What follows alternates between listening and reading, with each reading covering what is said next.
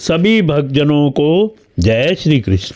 श्री नारद जी ने कहा, युधिष्ठिर, इसलिए ब्राह्मण, देवता, मनुष्य आदि सभी प्राणियों में यथा योग्य उनके उपयुक्त सामग्रियों के द्वारा सबके हृदय में अंतर्यामी रूप से विराजमान भगवान की पूजा करनी चाहिए। इनमें प्रधानता ब्राह्मणों की ही है। धनी द्विज को अपने धन के अनुसार आश्विन मास के कृष्ण पक्ष में अपने माता पिता तथा उनके बंधुओं, पितामह, मातामह आदि का भी महालय श्राद्ध करना चाहिए। इसके सिवा अयन, कर्क एवं मकर की संक्रांति, वृषभ, तुला और मेष की संक्रांति, व्यतिपात, दिनश्रय, चंद्र ग्रहण या सूर्य ग्रहण के समय, द्वादशी के दिन, श्रवण, घनिष्ठा और अनुराधा नक्षत्रों में, वैशाख शुक्ल तृतीया, अक्षय तृतीया, कार्तिक शुक्ल नवमी, अक्षय नवमी, अगहन पोष माघ और फाल्गुन, इन 4 महीनों की कृष्णाष्टमी माघ शुक्ल, सप्तमी माघ की मघा नक्षत्र से युक्त पूर्णिमा और प्रत्येक महीने की वह पूर्णिमा जो अपने मास नक्षत्र चित्रा, विशाखा, ज्येष्ठा आदि से युक्त हो, चाहे चंद्रमा पूर्ण हो या अपूर्ण। द्वादशी तिथि का अनुराधा, श्रवण, उत्तरा फाल्गुनी, उत्तराषाढ़ा और उत्तरा भाद्रपद के साथ योग एकादशी तिथि का तीनों उत्तरा नक्षत्रों से योग अथवा जन्म नक्षत्र या श्रवण नक्षत्र से योग, ये सारे समय पितृगणों का श्राद्ध करने योग्य एवं श्रेष्ठ है। ये योग केवल श्राद्ध के लिए ही नहीं, सभी पुण्य कर्मों के लिए उपयोगी है। ये कल्याण की साधना के उपयुक्त और शुभ की अभिवृद्धि करने वाले हैं। इन अवसरों पर अपनी पूरी शक्ति लगाकर शुभ कर्म करने चाहिए, इसी में जीवन की सफलता है। इन शुभ संयोगों में जो स्नान, जप, होम, व्रत तथा देवता और ब्राह्मणों की पूजा की जाती है, अथवा जो कुछ देवता, पितृ, मनुष्य एवं प्राणियों को समर्पित किया जाता है, उसका फल अक्षय होता है।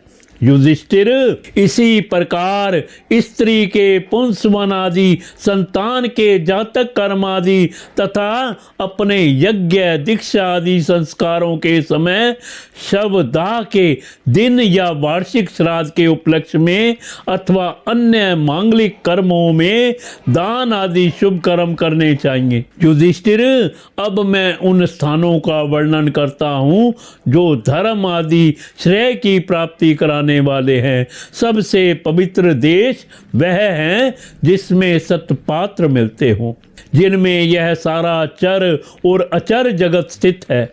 उन भगवान की प्रतिमा जिस देश में हो, जहाँ तप, विद्या एवं दया आदि गुणों से युक्त ब्राह्मणों के परिवार निवास करते हों, तथा जहाँ जहाँ भगवान की पूजा होती हो और पुराणों में प्रसिद्ध गंगा आदि नदियाँ हों, वे सभी स्थान परम कल्याणकारी हैं। पुष्कर आदि सरोवर, सिद्ध पुरुषों के द्वारा सेवित क्षेत्र, कुरुक्षेत्र, गया, प्रयाग, पुलहाश्रम, शालग्राम क्षेत्र, नेमिषारण्य, फाल्गुन क्षेत्र, सेतुबंध, प्रभास, द्वारका, काशी, मथुरा, पंपासर, बिंदु सरोवर, बद्रिकाश्रम, अलकनंदा भगवान सीताराम के आश्रम, अयोध्या, चित्रकूट आदि, महेंद्र और मलय आदि समस्त कुल पर्वत और जहाँ जहाँ भगवान के अर्चावतार हैं, वे सब के सब देश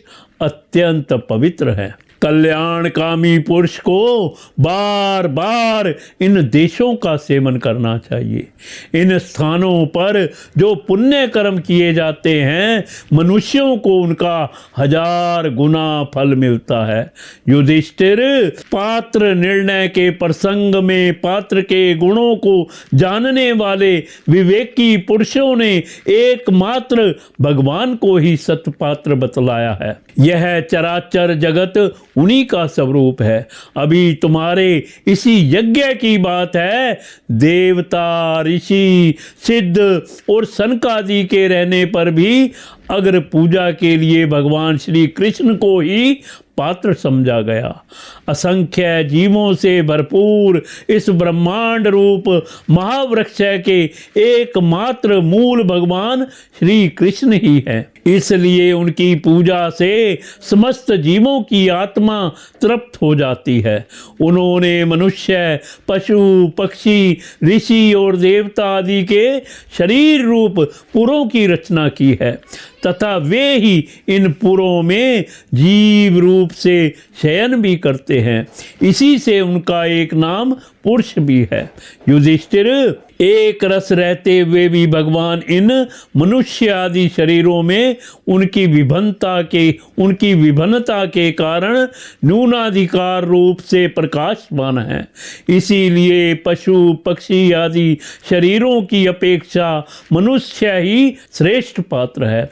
और मनुष्यों में भी जिसमें भगवान का अंश, तप, योग आदि जितना ही अधिक पाया जाता है वह उतना ही श्रेष्ठ है। युधिष्ठिर, त्रेता आदि युगों में जब विद्वानों ने देखा कि मनुष्य परस्पर एक दूसरे का अपमान आदि करते हैं, तब उन लोगों ने उपासना की सिद्धि के लिए भगवान की प्रतिमा की प्रतिष्ठा की। तभी से कितने ही लोग बड़ी श्रद्धा और सामग्री से प्रतिमा में ही भगवान की पूजा करते हैं, परंतु जो मनुष्य से द्वेष करते हैं उन्हें प्रतिमा की उपासना करने पर भी सिद्धि नहीं मिल सकती।